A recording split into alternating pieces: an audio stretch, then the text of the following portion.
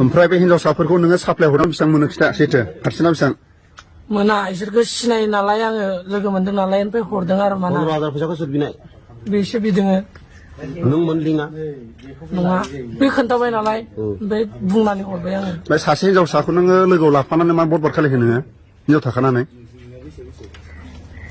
हा मा गामि खिथा गलपारा लक्षिपुर फारसेना खिथा दे नोंनि नाम साम आंनि नामा कर्मजित ब्रह्म आफानि नामा आंनि मा मुन्ना ब्रह्म होनो बिकास ब्रह्म गामि सामि खिथालाय डिस्ट्रिक्टआ खिथा जायगाया खिथा गलपारा भिलेजआ जोंना बस्तमपारा होनो गामिया बस्तमपारा गामि बिकास ब्रह्मनि फिसाला नोंनि मामोन नामा